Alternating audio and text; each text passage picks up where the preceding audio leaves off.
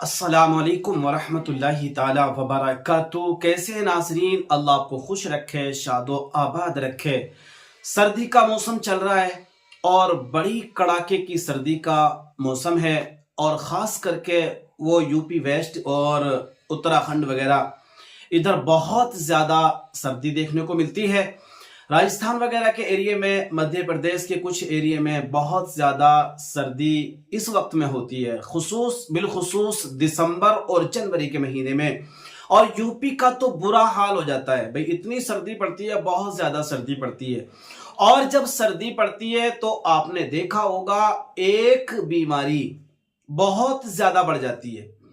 और वो बीमारी क्या है? वो बीमारी है सर्दी और खांसी। ये दो बीमारियां बहुत ज्यादा बढ़ जाती हैं और खास करके बच्चों के अंदर ये दिक्कत ज्यादा बढ़ जाती है। अब ऐसी पोजीशन में क्या करते हैं, देखिए मैं बताऊं, जब सर्दी ज्यादा पड़ती है तो लोग अंडे वगैरह इस्तेमाल करते हैं। बड़ी अच्छी बात है, क्योंकि जिस्म को गर्मी देने वाली चीजें इस वक्त में ज्यादा इस्तेमाल करते हैं।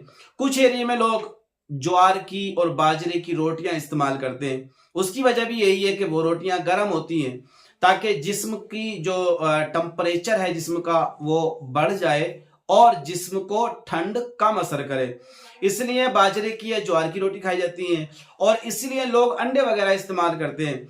लेकिन फिर भी आपने कभी कभी देखा होगा बहुत ज्यादा दिक्कत हो जाती है बच्चों के अंदर खांसी की और सर्दी जुकाम की। ये बहुत ज्यादा परेशानी होती है।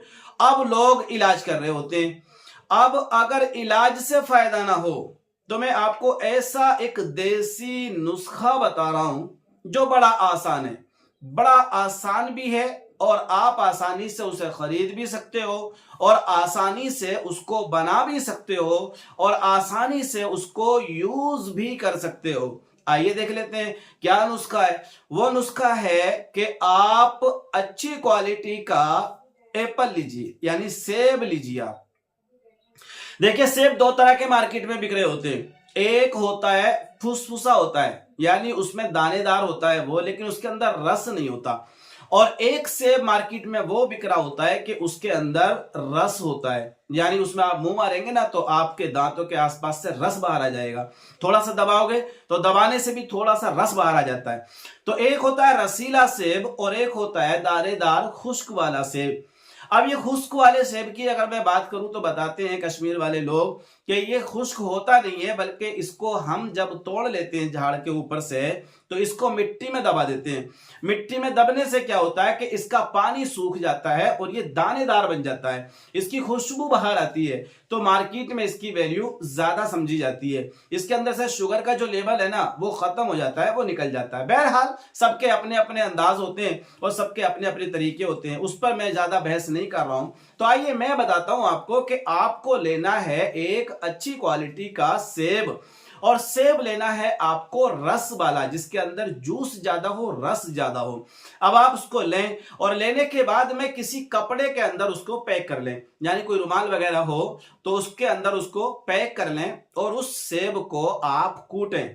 अच्छे से कूटने के बाद जब वो छिद जाए, बराबर बिल्कुल कुट जाए, अब उसको निचोड़ कर उसका पानी निकाल लें, जूस निकाल लें। देखिए एक तरीका होता है इसका निकालने का कि मिक्सर मशीन वगैरह पर आप लोग निकाल सकते हो, लेकिन वहां पे ना करें, इस काम को करें कपड़े के अंदर। कपड़े के अंदर सेब को बंद करें और बंद करने के बाद सेब को अच्छे से उसे छेद लें, कूट लें, उसको रेजा रेजा कर लें। अब जब वो बिल्कुल छिद जाएगा तो अब आप आसानी से कपड़े को लपेट कर उसका जूस निकाल सकते हैं। ये होता है बिल्कुल शुद्ध जूस, और उसका अर्क कह लें या सेब का पानी कह लें। अब एक सेब के अंदर तकरीबन ये 20 ग्राम तक पानी निकल सकता है। अब 20 ग्राम ये पानी निकल गया। अब 20 ग्राम पानी में 20 ग्राम ही आप शहद मिला लो।